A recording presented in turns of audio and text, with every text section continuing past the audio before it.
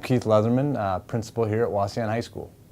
We have currently missed 14 days of school, only one of those coming before our Christmas break.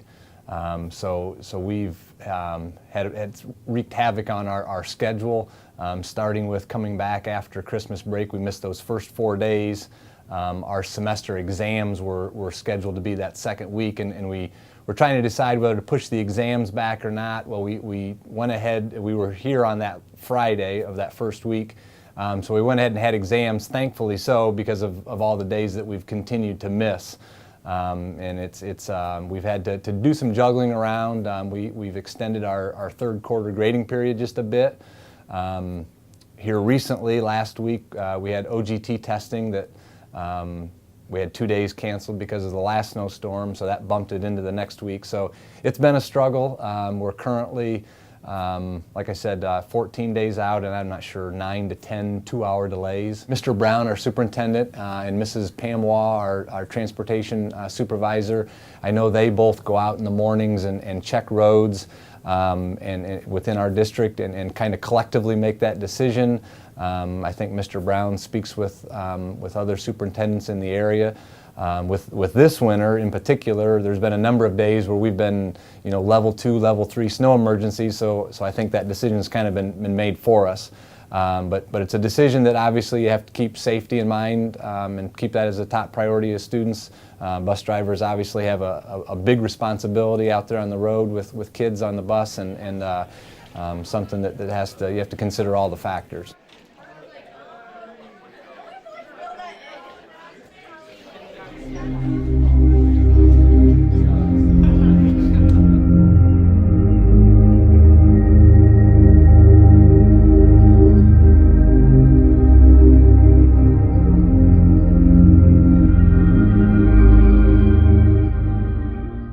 This is my second winter as EMA director, and definitely with the wind chills, the temperatures, the amount of snow that we got in such a short period of time, this is definitely, we've all had a learning experience for sure, which is, it's going to benefit us later on, but this is definitely the worst winter we've seen, and I think we had as much snow as the blizzard of '78, so it's been that many years since we've seen something this big in Fulton County.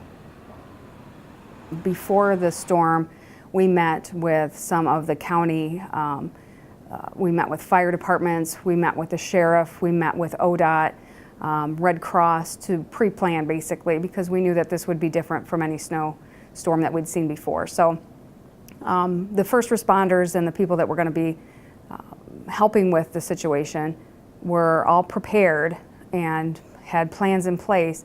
And basically, we really were thankful that we had that meeting, because it brought everybody to the table. Everybody knew what was going to happen and how it would happen, and I think that helped us a lot.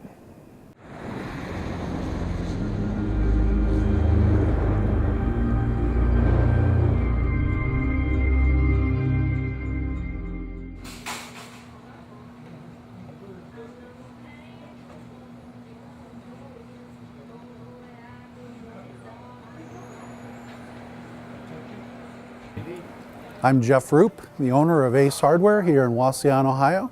The recent cold weather has actually been pretty good for us here at Wauseon Ace.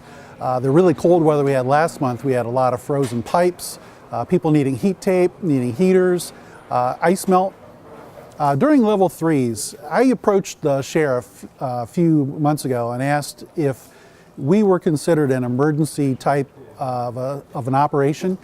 He said that yes, because there are people that legitimately are going to need products and services from us during even a level 3 situation. People's heaters are going to go out, they're going to need to get dug out because they're an emergency worker themselves. Pipes are frozen, that type of thing. So we do stay open, although if it did get too bad, we would close down. We've done that in the past, but we have some employees that live nearby that are willing to come in and help us out on those days. So we'll do our best to help serve the public when we have the opportunity.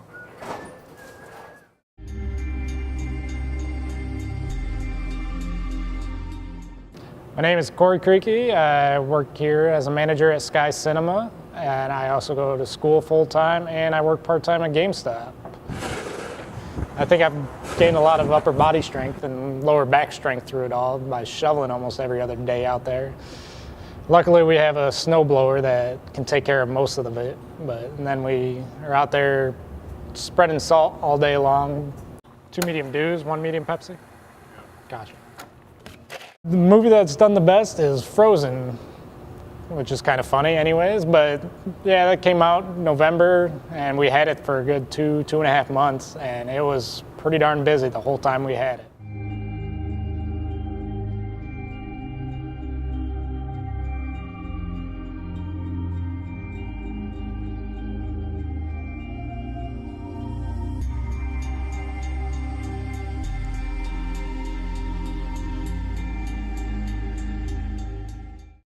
Well, of course, our main concern is the safety and security, number one, of our seniors and also of the staff that delivers the meals. So we have had quite a few days where we've had to cancel deliveries due to level 2 or level 3s within the county. This, of course, ensures the safety of our staff. We still do worry about the seniors not having food, so what we do is we make phone calls to them to see if there's anything that we can do for them, make sure that they have a meal, make sure they have what they need. And we have also had a donation from a local company that gave us frozen pizzas and frozen pizza rolls. So we delivered those out to our home delivered meals also, the seniors that received those. So then they had something if we weren't going to be able to come.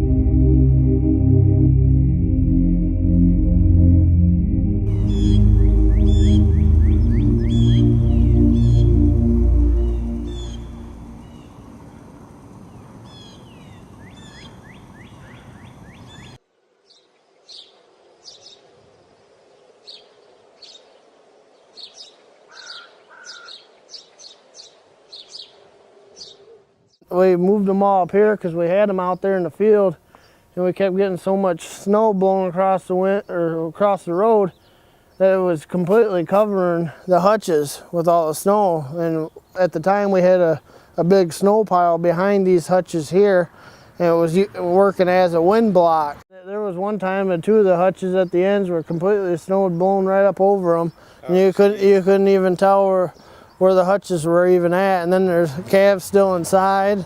Never lost any calves this winter. It's kind of unbelievable how strong they can be. With the way the winter was, one of the biggest challenges is keeping waters working.